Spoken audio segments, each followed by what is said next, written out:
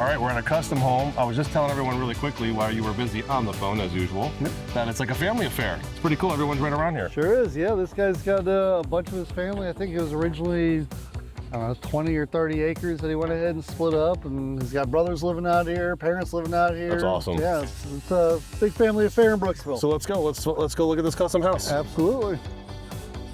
We got the roof on and the decking going on. They've got some of the walls framed up inside, but they haven't tilted them up yet.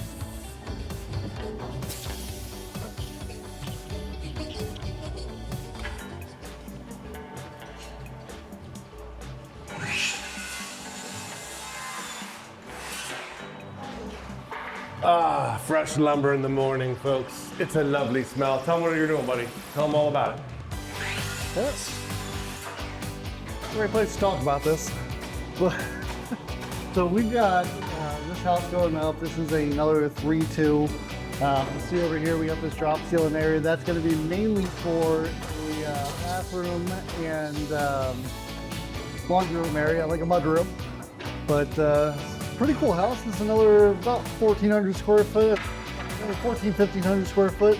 This was actually based off one of our models that was originally a barn dominium. But we went ahead and built this out of block because we realized about a year into it, comparing all the prices at that point in time with the metal skyrocketing, that this building could actually go ahead and be built cheaper as block. So tell everyone why this area drops versus the vault here in the middle. Josh, if you want to turn around and take a look at that. So the vault area up here is all for the common living area. So that's just your living space. That whole side over there, that entire thing is master suite. That has all the master bedroom, the master bathroom, the closets, all that kind of stuff. Why drop it though? Why drop it? Why drop it? That to the world that doesn't know, why drop it? Well, I mean, first of all, it's a preference thing. You can always do vaulted anywhere that you want to do, but in most areas, by having the area a little bit smaller, especially in bathrooms, go ahead and retain a little bit better energy complex. You don't have as much heat loss. You're not having such a big area to go ahead and heat and cool all the time. And then it also gives us an area to go ahead and actually put insulation up there in addition, along with some storage. And they could have an option for storage, correct? Yeah, we got some storage trusses up there. So literally, you have your storage trusses, and you can put a door on the outside wall if they wanted to, aesthetic door, so they can use it for storage. Yeah, we're not doing that in this house, but you absolutely could. Okay. I think that's important to a lot of people too, like at least giving that option, because storage facilities are 200 to 300 bucks a month, and people are always looking for their storage. Yeah. So in here, tell them what they're going to do to the kitchen, how it drops down. So this isn't the kitchen side. This is actually another bathroom side. Bathroom and side, a excuse me. side. Yeah, thank you. Your kitchen will actually be over in this area here. So this is your island space here. We get to this back wall, we're going to see some of that kitchen action going on. But the bathrooms, again, normally bathrooms you're going to want to drop down to a standard height ceiling. Just go ahead and kind of retain all that steam, not make the room so cold, so open. See up here we got a lot of transom windows. So those are going to be the smaller windows that kind of go horizontally. It's great to go ahead and be able to utilize the full wall space below them as well. Overall, it's a good house. I mean, this is they always feel small when you first come into them. You know, until we really start getting all the walls up, you'll never realize.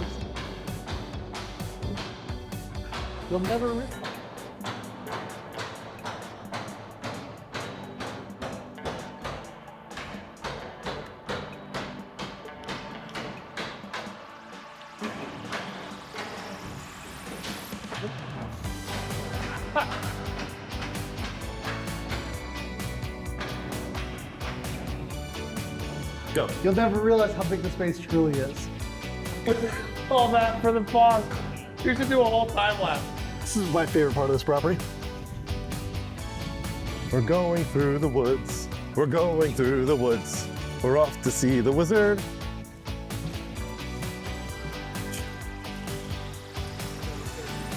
Yes. Yes. Dude, this is Predator right here. Dun, dun, dun, dun, dun, dun, dun, dun, dun, dun, dun. Josh, Jacob, I want Predator music right now. Dun, dun, dun, dun, dun, dun. Dun, dun, dun, dun, dun, dun. Dun, dun, dun, dun, dun, dun. Dun, dun, dun, dun, dun. So this is the corner of the property. Oh shit. Their family property runs all the way down there and all the way up here, everything all the way to the road. That's all, and then they did the subdivision. This is all forestry land. Oh, so never be touched. It's never gonna be touched. That's pretty awesome, man. So the forestry I put some department salt comes blocks in. back there, looking some deer. Yeah. Wow. It's awesome though. This is a beautiful piece of property. Oh. Good for them. Good for them. Predator. Yeah, you gotta do it. There's something out there, Major. Get the good thing out there, Major. Anytime. Anytime. He'll get it. Jacob will get. We're out here in a very tranquil place, Nick. 4,000 square foot home. What's being built out here? So we got another. He's not whispering. He's not even in the zone right now. This is. All right, sorry. I'll play the game for Regan. So we're gonna go ahead and build a house out here. This is a house. It's another 3-bedroom, 2-bath, I believe, with a full attached mother-in-law suite. So that's what makes this house a little bit bigger. But you'll see here, we've kind of made out a square pad. That is the full furthest extent of the house. So whenever you set a pad initially, you go off what's called the building envelope. You're not actually staking out where the house goes until the form guys come in to actually set the forms. So our entire house, in whatever odd shape it is gonna fit within that square. You see Regan all the way out there.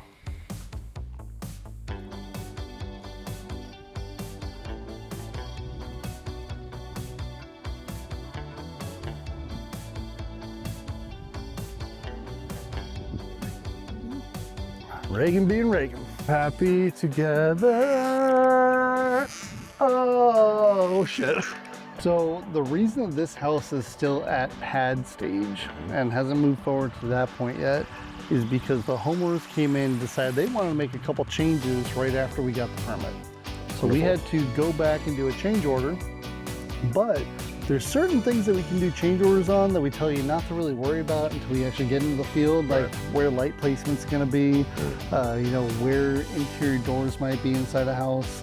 But what the changes they made were to window sizes, to plumbing locations, adding hose bibs, adding additional bibs on the outside of the house. They actually have a fire pit over there, so they want us to do a 1-inch line on the outside of the house so they can go ahead and run a full line out there. But there's certain things that we can do on the fly that don't really impact construction so much, and there's other things that we have to kind of dead stop everything we have. Anything that needs to be engineered, structural engineered, etc. Well, that, but even like the plumbing locations, there's not really a whole lot of engineering for plumbing, but the plumbing goes under the slab. Right.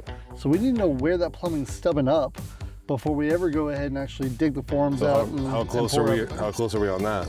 So the plans have been re-engineered, they've been re-stamped by the engineer, they've been submitted back to the county. We are now just in a waiting process for the county to give us the final, okay, that's fine, get back out there and start digging. So let me ask you on, you know, projects like this, and I know that we have, you know, concrete allowances and so forth.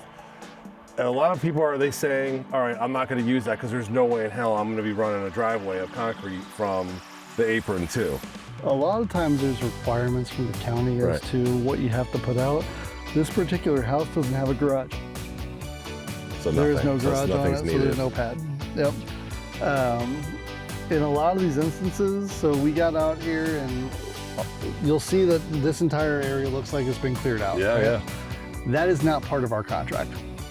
Okay, our contract is to clear out this area that we have right here, plus about another 30-foot perimeter so we can go ahead and move stuff around. And that is the extent of what we go ahead and price for. So let's be very clear on this, because this has happened, you know, on a few jobs. This is the norm. We just cleared the pad, like you said.